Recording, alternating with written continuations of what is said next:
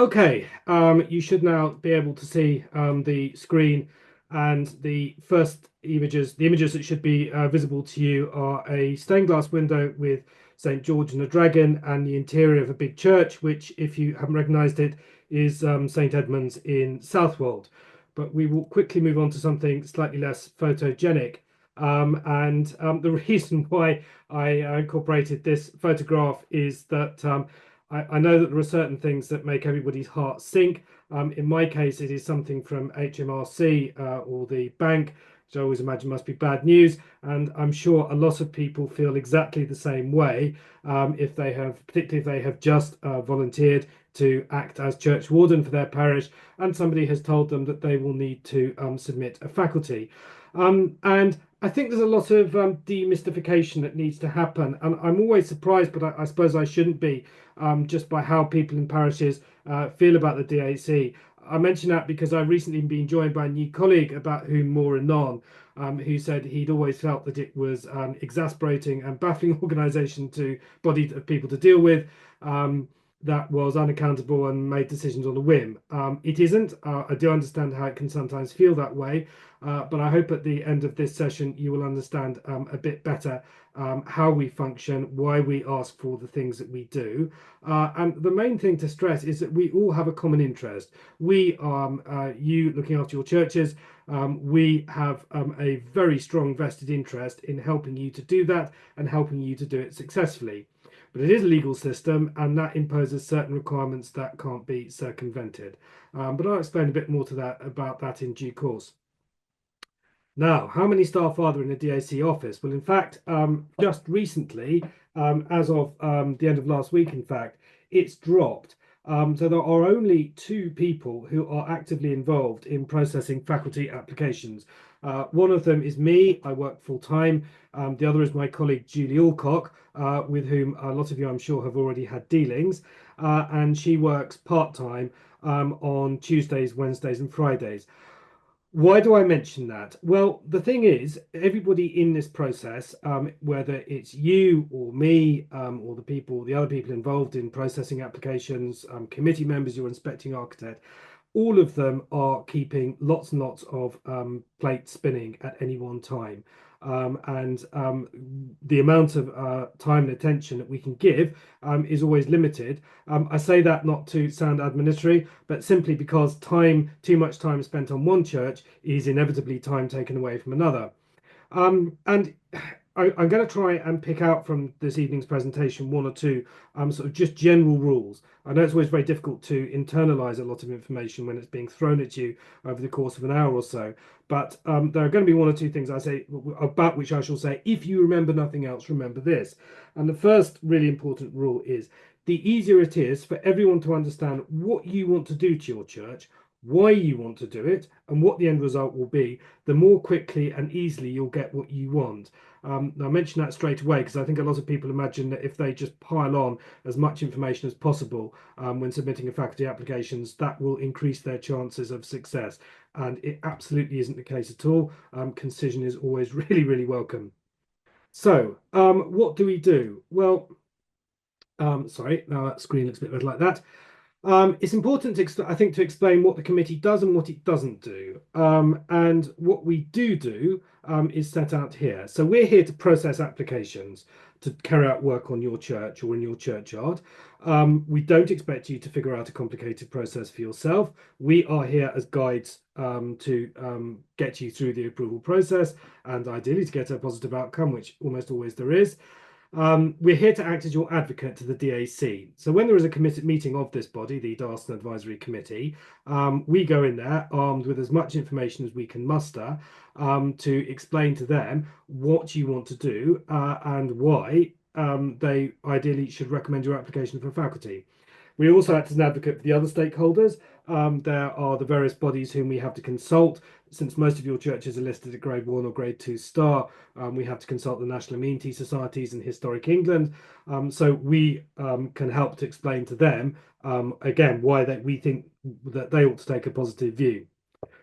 We try to give you clear answers, always. And one thing I would stress, if you get an email from us and it doesn't make sense, you don't understand it, you can't work out what we're driving at, you can't work out what it is that you're expected to do, say so, please. Don't suffer in silence.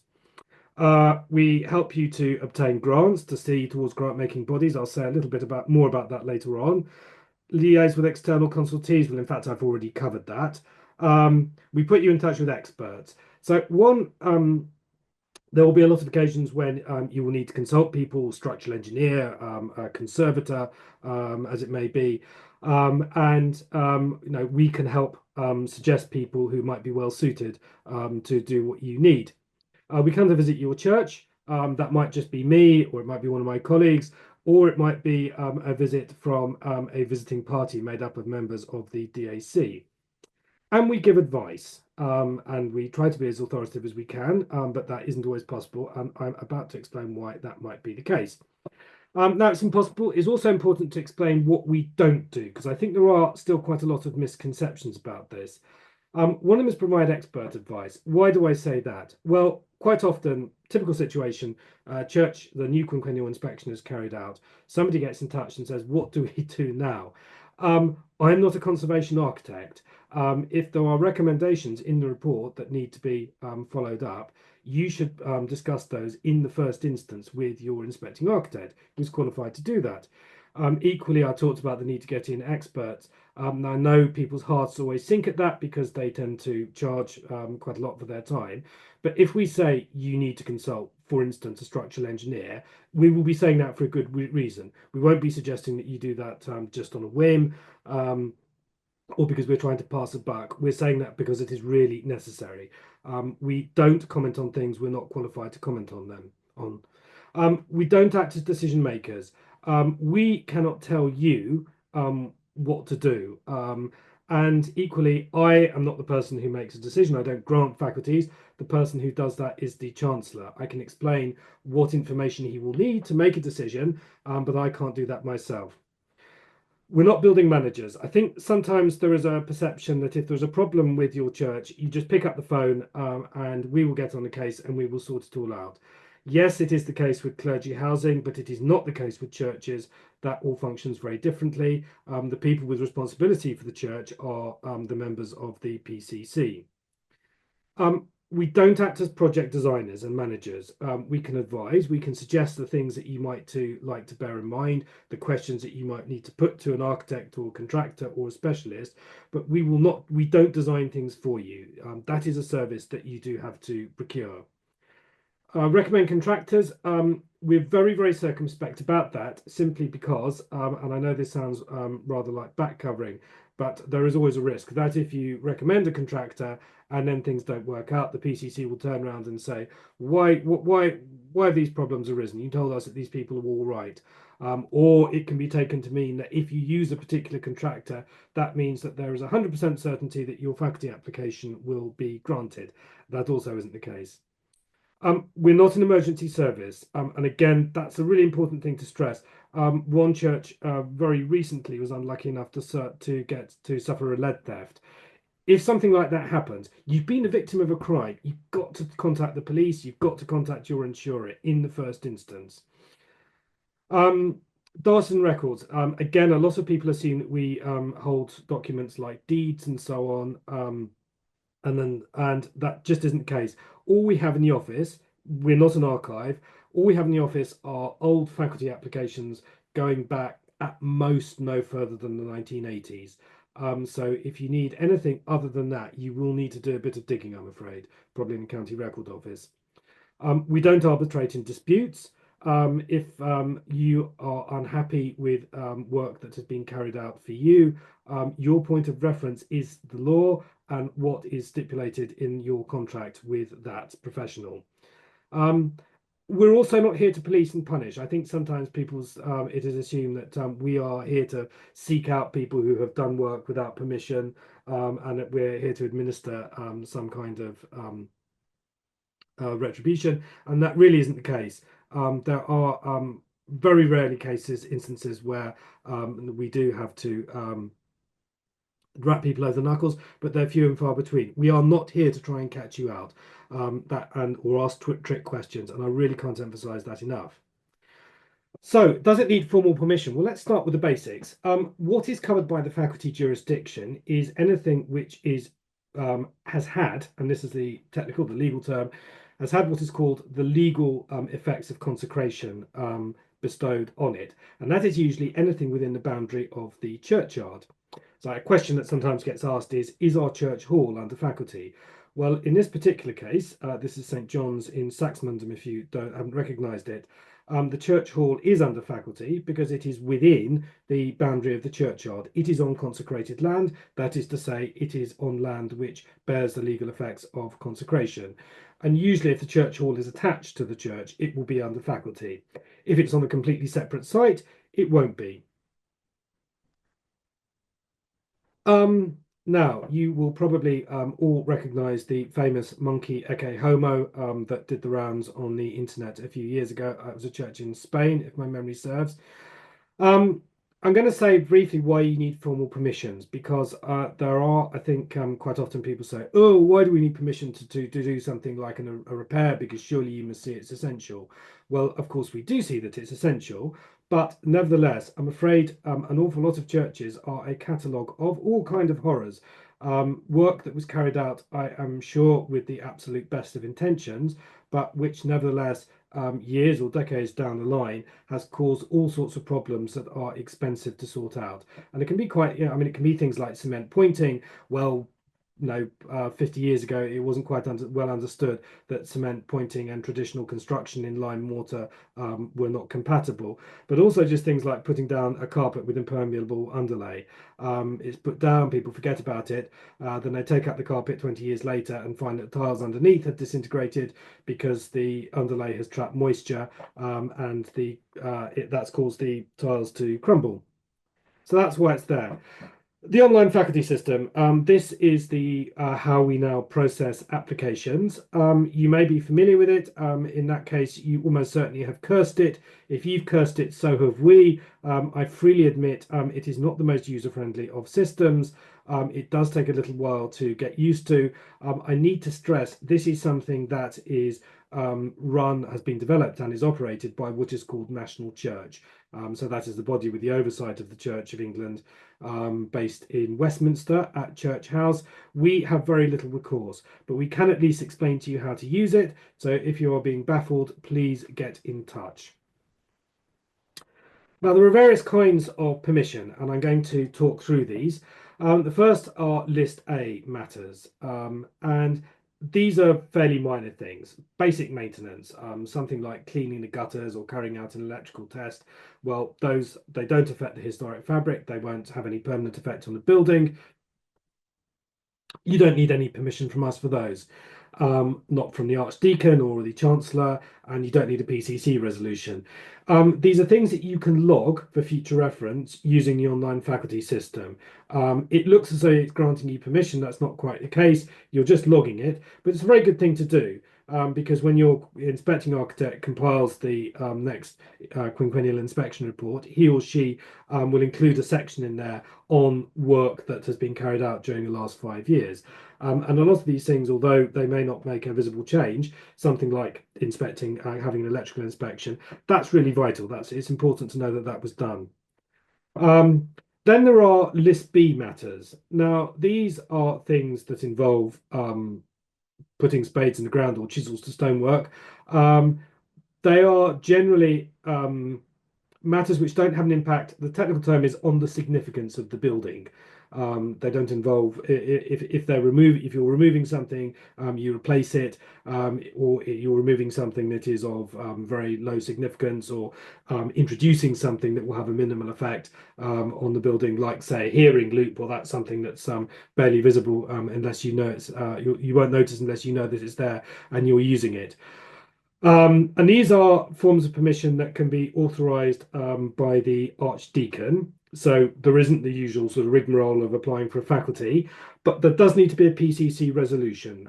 That's essential. We do need to know that you as a PCC are happy, you've authorised this work, you've authorised the dispersal of means to do it.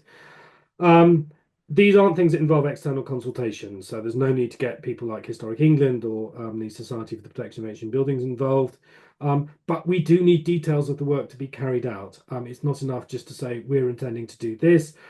We will need to know, in this case of fabric repairs, we'll need a specification, schedule of works. Other things, we might need an estimate from a builder or a quotation from a supplier. We need to know what it is that we're being asked to authorize.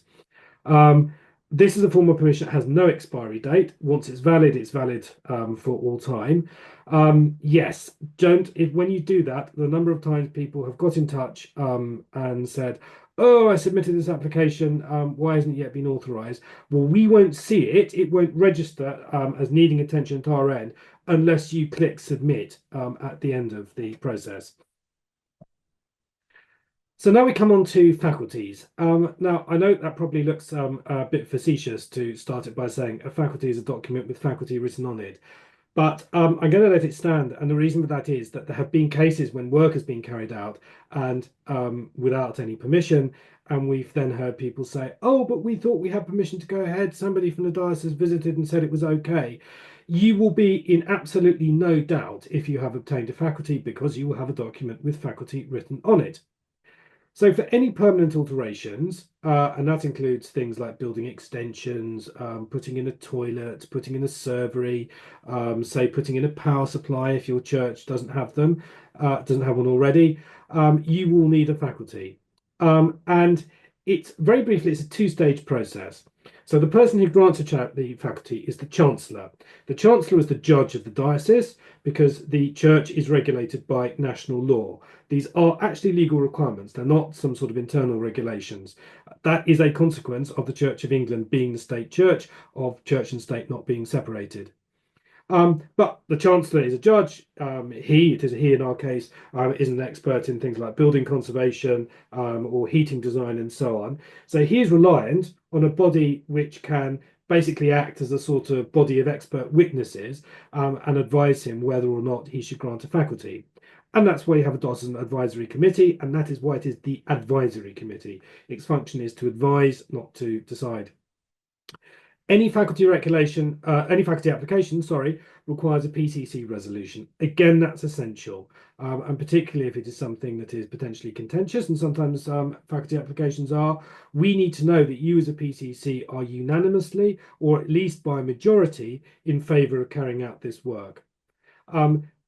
Works that involve external consultations, Historic England, the National Amenity Societies, are always faculty applications. And there are various it is a process which operates to a fixed time span, or bits of it do at any rate. So a bit like when you submit a planning application, you have to, the local council will submit a notice for 28 days, informing anybody who lives in the locality what you're planning to do, giving them the opportunity to comment on it. It works exactly the same with faculty applications. The grant of faculty covers listed building consent. So if you're planning to do something to your church, you don't have to obtain that from your local council. That's included. But if planning is required, I'm afraid the faculty doesn't cover that. So if you're doing something that requires planning permission, and that will be pretty much any permanent change to the exterior of a building, you do still have to apply for that. Again, we'll help you through that process. We'll explain how it works and whom to approach, but that is your responsibility to do. A faculty has a set term of validity, and that's usually 12 months from the date of issue.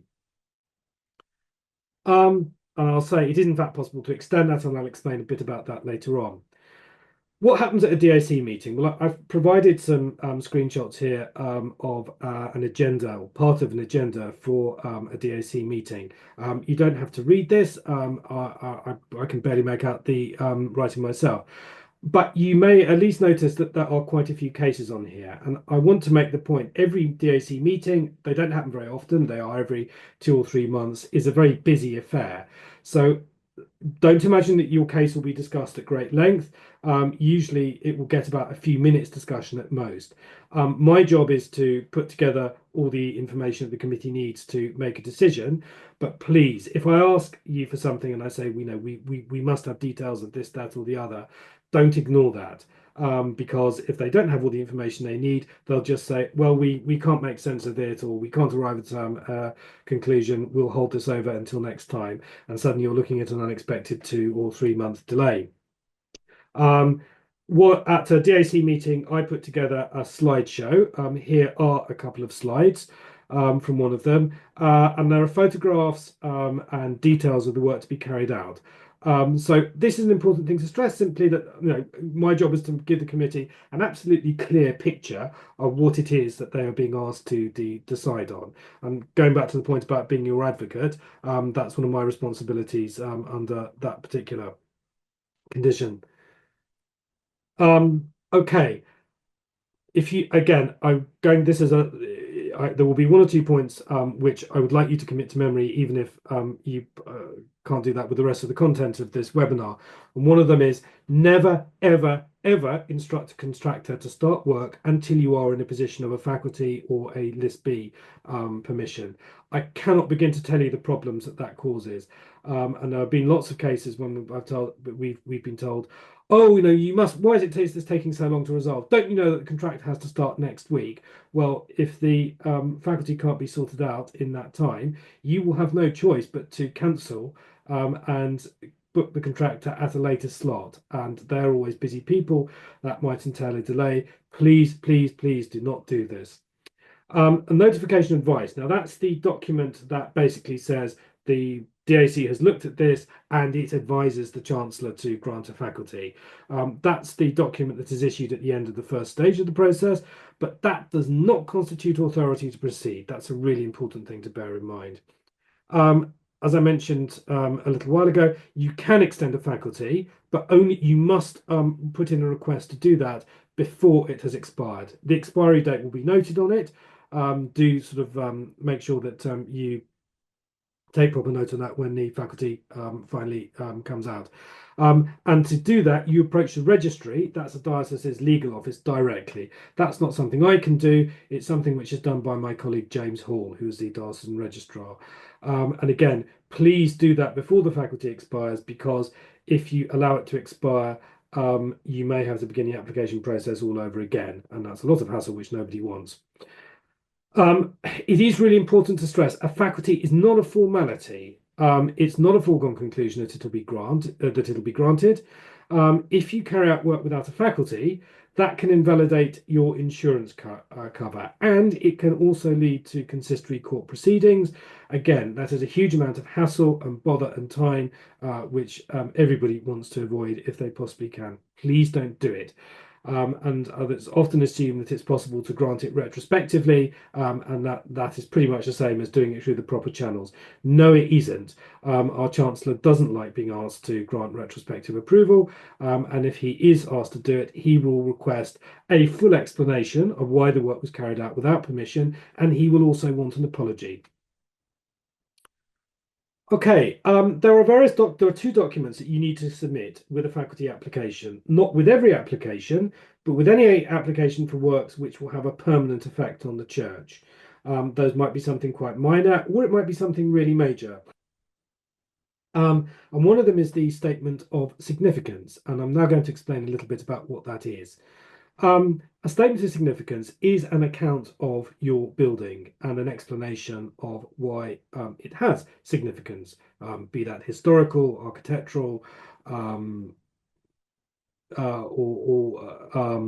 artistic, or because it's got a relation to some significant historical event, or all of those. It is an account of the building.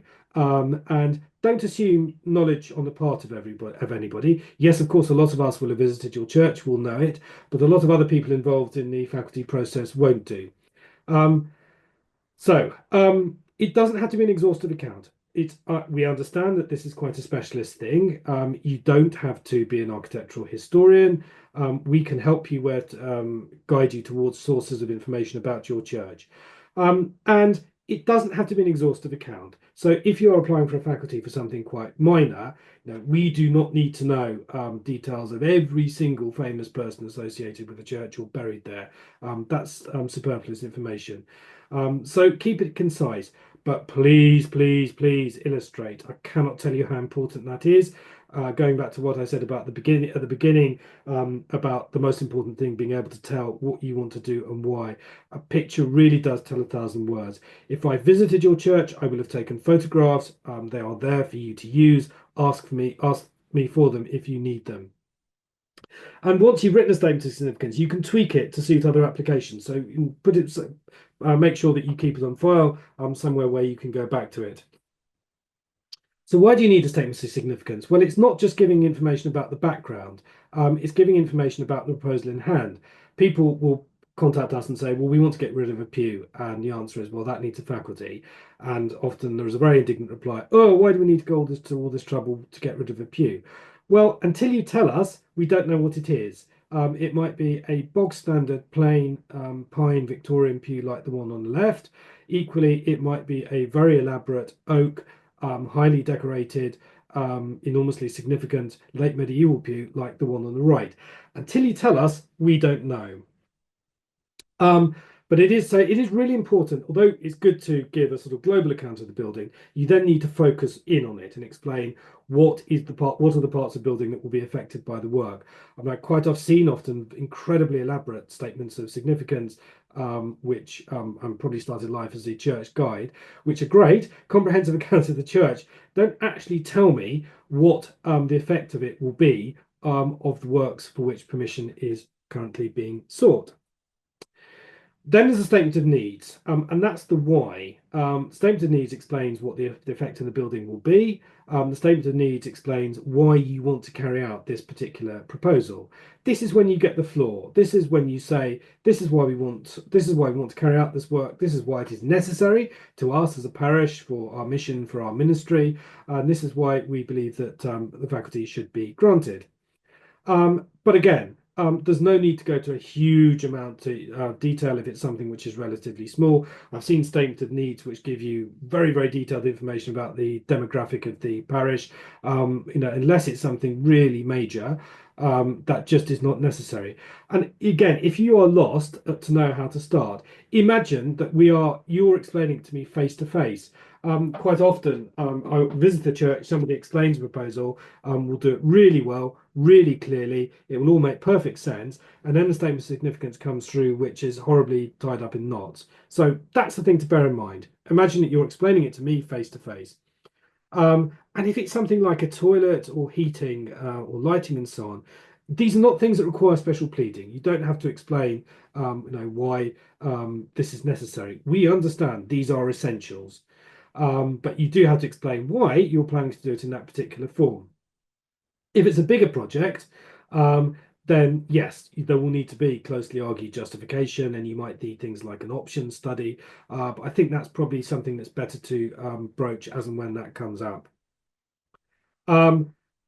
If you're planning to install any kind of equipment, we need details of that. So we need data sheets, and those these days are pretty easy to, you can easily download them from the manufacturer's website. If there are lots and lots of bits of information, maybe several different quotations, several different data sheets, it's really good to compile those into a single document. Again, it's really tough when we get an application which is very, very bitty, and somebody essentially says, pick the bones out of that.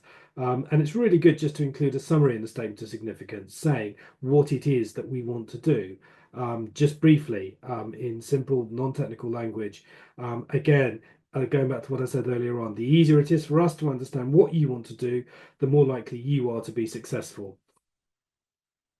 Conservation of artworks and artifacts. Now, you don't need me to tell you that Suffolk churches are full of treasures. I already know there's a gentleman here from Bramfield, which has that astonishing screen with paintings and very beautiful late medieval gesso work. And from time to time, we deal with applications to carry out conservation work. And of course, we're always very glad to see that happen. But there are particular ways of going about it, and certain pitfalls that need to be avoided, which is why I included the monkey Ecce Homo at the start of the this talk. Um, but if you are looking to carry out conservation work, before anything else, you need to know what is going on and why this particular item is in a poor state of repair. And if that identifies something like structural movement, so in the case of the reredos in the bottom left-hand corner, made of what's called opus sectile, it's a type of mosaic that has a massive crack across it because the east wall of that particular church is shifting quite badly, or it has been damaged by damp. You must sort out the root causes first. Otherwise, you will just spend a lot of money sorting out problems that will return a few months or years down the line.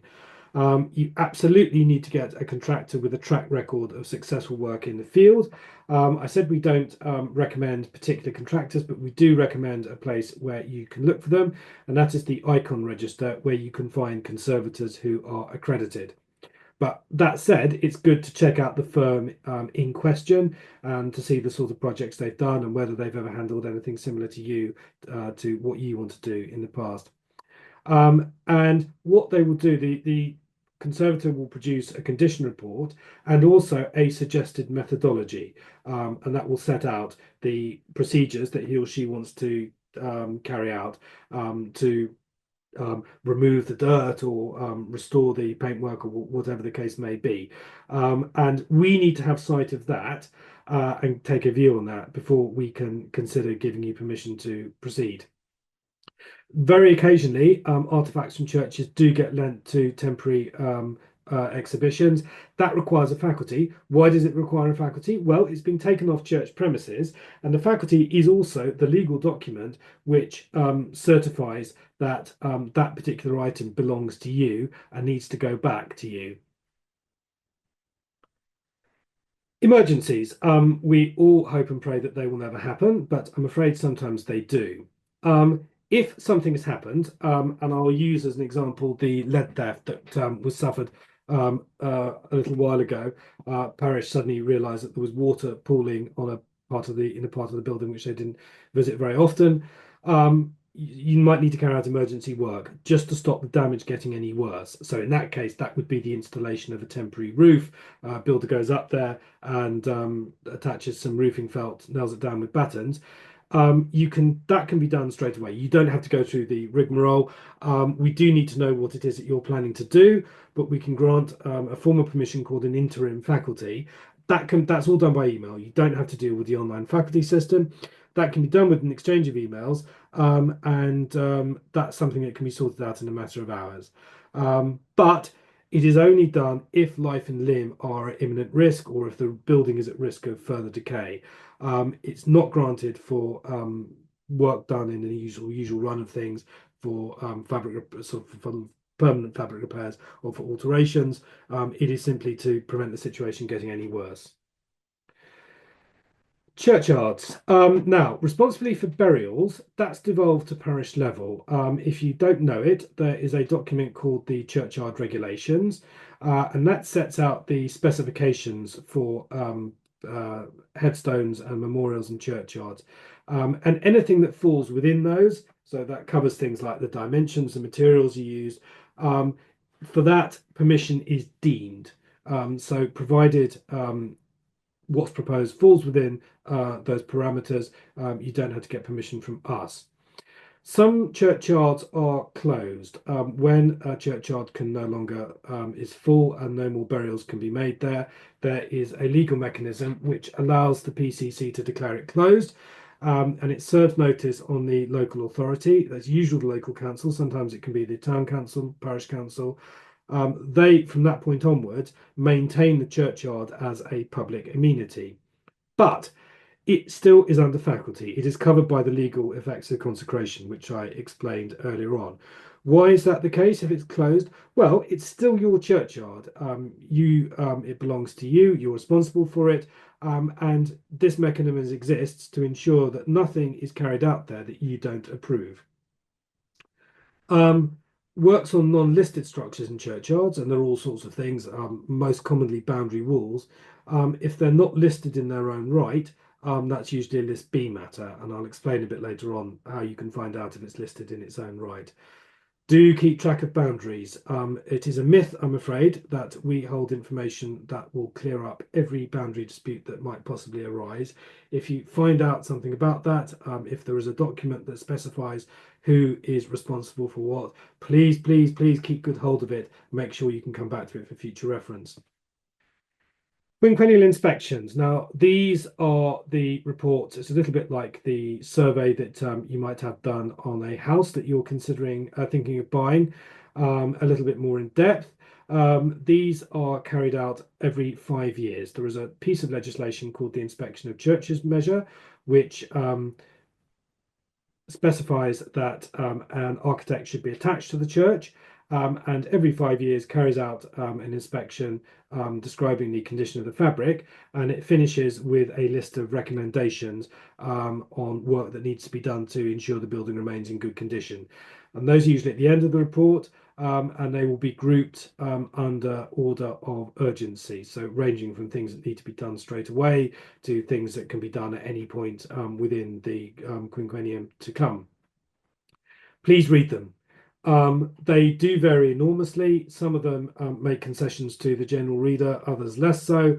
I do understand they are full of an awful lot of technical jargon, but please, if you read nothing else, read the recommendations. Some of them can be counsellors of perfection. Architects sometimes get ever so slightly proprietorial about buildings. Not all the work that they say, not all the recommendations they make are essential, but if they say something like the roof is failing, it is letting in water, it will last for another winter at the very most, please, please, please get on the case. We don't expect you to have all the answers, but please don't ignore the recommendations.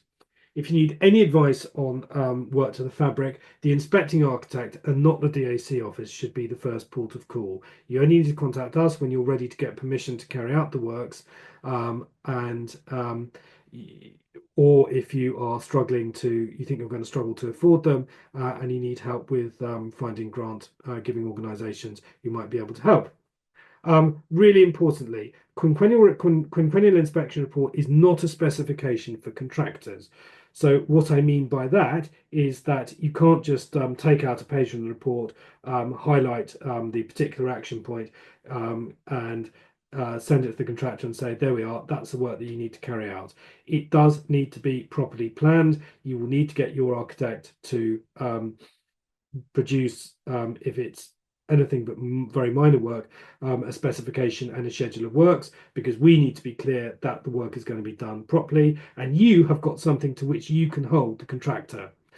Very often there will be lots of bitty works, lots of stonework repairs here and there, minor things in their own right, but it makes sense to package those all up together and to do those in one cycle of works. Temporary minor reordering orders, TMROs. Now, these, there is a bit of a misconception that these are a kind of shortcut to getting a faculty. They're not. If you want to experiment with a sort of new layout of part of the interior of the church, this is something that can give you permission to do that. But it has a limited duration of only 15 months, and it can be granted. It is granted on the strict understanding that it is possible to put everything back as it was at the expiration of that term.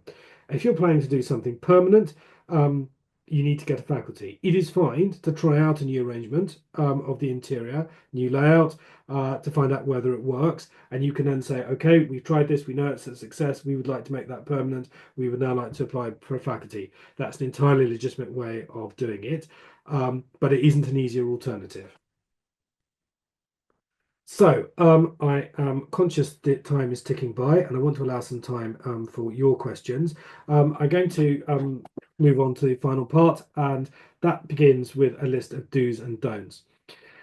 Right, another point to commit to memory, even if you don't remember anything else about this evening. Please, please, please plan in advance. If your heating is failing, please don't wait until you have a cold, wet evening like this evening before thinking, oh gosh, I don't think it works very well anymore. We need to do something about it. Please plan well in advance. If you have sat shivering through a winter, as soon as spring comes around, get on the case, sort it out. If there are ever any deadlines, and they can often come into play, that might be something like a big anniversary in the life of the church. You want to have the work done by then, or sometimes grant funders will impose a limitation like taking up funding by a particular date. Please tell us. The sooner we know, the more we can do to make sure that you meet that deadline. If we know in advance, we can work out a plan of action. We can tell you when you need to meet the various stages in that. Don't drop it on us at the last minute. It does sometimes happen. People get exasperated that the faculty is taking a long time to sort out, and they'll say, "Oh, but don't you realise this has to be done by next week?" Too late. We really, really need to know in advance. Tell us which church you're calling and writing about. You would not believe the number of emails or phone calls I get where it is just assumed that I will know which the church is. That isn't always the case, or they'll just say, somebody will say, "Oh, it's about St. Mary's Church." Well, there are dozens and dozens of St. Mary's churches in this diocese. Please tell us. It just makes our life easier. Do have a single point of contact for applications. One of the things which is the things often go awry if two people are approaching me simultaneously, no doubt with the best of intentions, but not telling each other what they're doing. That does sometimes create hideous complications, so do avoid that. Keep applications focused. I've already mentioned that. There are no prizes for writing reams and reams. Get to the point.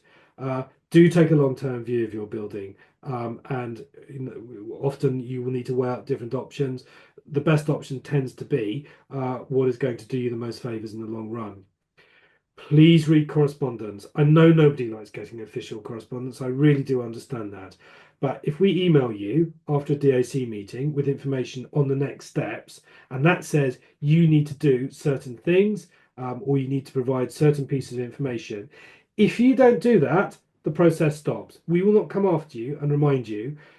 That's your responsibility. File away correspondence, print it out, put it in a folder, create a digital folder in your inbox, whatever works best for you. But please keep track of it so that you can refer back to it. Do you remember who your case officer is? So if I am dealing with a case, it will be me. If it's Julie, it will be me. Unless it's because Julie is on holiday, don't ask me about something that she is handling because I won't know. Please keep records of work that's been carried out, about things like boundaries and so on. I'm afraid, as I said earlier on, we don't do that for you. So here's some don'ts.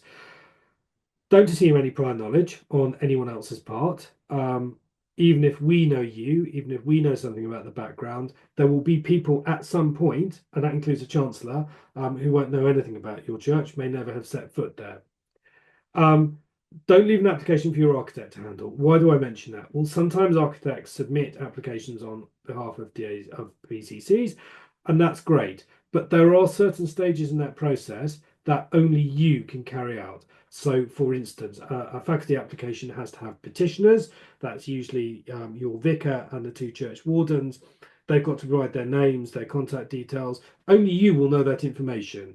And again, the PCC resolution, only you can ensure that the meeting takes place and the resolution is passed. Don't run things on the basis of gentlemen's agreements. I mentioned that sometimes churches, with of course the best of intentions, will do things like rent out space, rent say something like a church hall to an organisation, and there will be nothing in writing, and they'll then say, "Oh, well, we've had a problem. We need to serve notice on these people, or they won't agree to pay for repairs." I'm afraid this did happen with one church that was basically being used as a chapel by a nearby school. There was nothing in writing. There was absolutely nothing we could do. That also goes for things like easements if you've got communications or other utilities going across your property.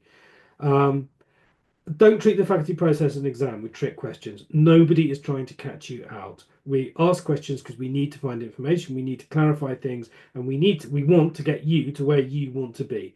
We are not trying to catch you out. So don't try and game it. There's really no need for that. Also, sometimes because people are afraid of the process, they will say, well, what's the thing that's most likely to get permission? That's not how we work. What we want is what best serves your needs and serves them preferably in the long term. Go for what you need. Don't go for what you think is likely to get permission. If you start by thinking, what's the easiest way of getting permission for this particular proposal, that is really putting the cart before the horse. Few mythbusters. I said earlier on that we don't recommend contractors. Nevertheless, I almost certainly on a monthly and possibly even on a weekly basis get approached by people who say, please, can you tell us who are approved contractors? There are none. We don't have them. We don't maintain that information. It would be a lot of work to compile and to keep up to date and to keep track of the sort of work that these people are doing and whether it's any good. We don't have the resources for that. So there is no approved list of contractors.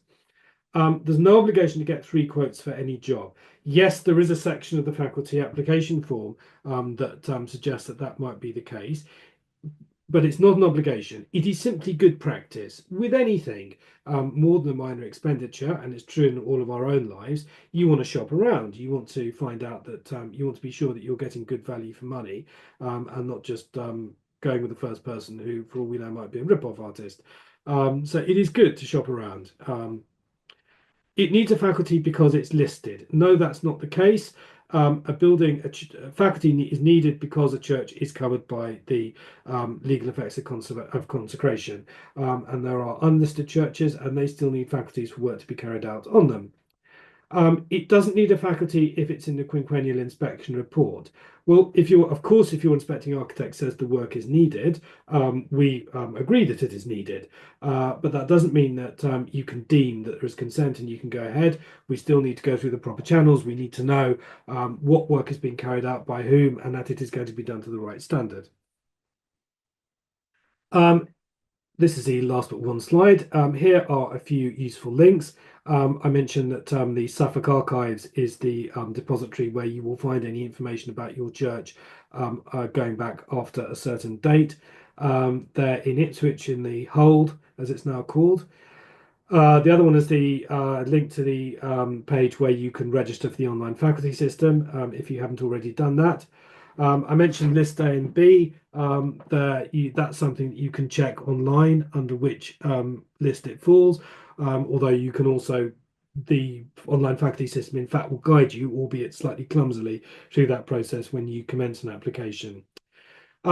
If your church is listed, you can reclaim the VAT that has been paid on any approved works and the LPOW scheme, as it's called, listed places of worship.